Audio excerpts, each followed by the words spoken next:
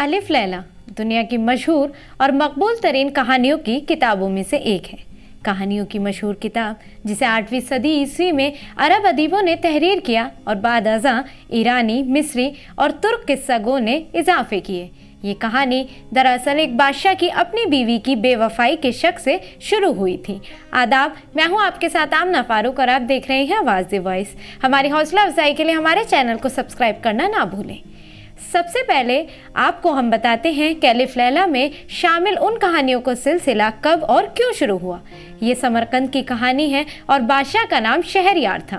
جب بادشاہ پر یہ انکشاف ہوتا ہے کہ اس کی بیوی یعنی ملکہ نے اس سے بے وفائی کی ہے تو وہ عورتوں سے بدظن ہو جاتا ہے اور عورتوں کو اپنے نکاح میں لے کر قتل کرنے کا منصوبہ بناتا ہے، جس نے یہ دستور بنا لیا کہ روزانہ ایک نئی عورت سے شادی کرتا اور شادی کی اگلی صبح قتل کرا دیتا۔ آخر اس کے ایک وزیر کی لڑکی شہرزار نے عورتوں کو اس عذاب سے نجات دلانے کی ٹھان کر شہریار سے شادی کی اور شادی کے بعد بادشاہ کو پہلی رات اپنے منصوبے کے مطابق ایک کہانی سناتی ہے۔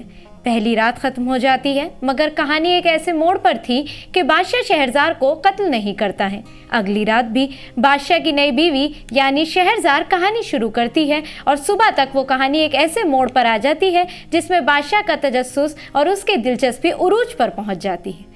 بادشاہ کہانی کا انجام جاننے کے لیے اس صبح بھی ملکہ کو قتل نہیں کرتا ہے۔ اسی طرح اگلی رات اور پھر ہر رات کہانی اسی طرح بادشاہ کی توجہ اور دلچسپی بڑھاتی چلی جاتی ہے اور وہ شہرزار کو قتل نہیں کرتا۔ شہرزاد کے قصے کا یہ سلسلہ 1001 راتوں پر پھیل جاتا ہے۔ اس دوران بادشاہ اور شہرزاد کے تعلقات میں تبدیلی آتی گئی اور ان کے ہاں 2 بچے ہوئے اور بادشاہ عورتوں کی طرف سے بدظن کم ہوتا گیا۔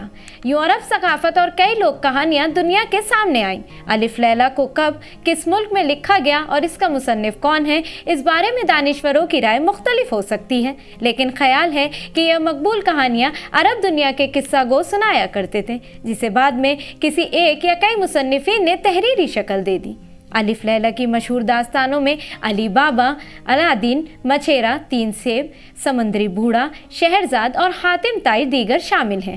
ان کہانیوں کو رتن ناز سرشار نے اردو زبان میں ڈالا جو ان کا شاہکار ترجمہ ہے، تاہم وہ عربی سے الف لیلا کی ایک جلد کو اردو میں ترجمہ کر سکے تھے۔ ان کے بعد مولوی محمد اسماعیل اور دیگر نے اسے مکمل کیا۔ یورپ میں الف لیلا کا ترجمہ سب سے پہلے فرانسیسی ادیب اینٹونی نے کیا، پھر دیگر زبانوں میں ان کا ترجمہ ہوا، جبکہ آکسفورڈ یونیورسٹی بھی الف لیلا کا ایڈیشن شائع کر چکی ہے۔ دنیا آج کہاں سے کہاں پہنچ چکی ہے، نئی نسل گیجٹ میں الجھ چکی ہے، لیکن ان کہانیوں کا ایسا اثر ہے کہ فلمی پردے سے یوٹیوب تک اپنی مقبولیت کا ثبوت دے رہے ہیں۔ 1000 سال تک اس کے کردار آج بھی زندہ ہیں۔ دراصل یہی اس داستان گوئی کی طاقت ہے جو خداداد فن ہے۔ اس کا نمونہ شہرزاد نے پیش کیا اور بادشاہ شہریار کو راہ راست پر لا کھڑا کیا۔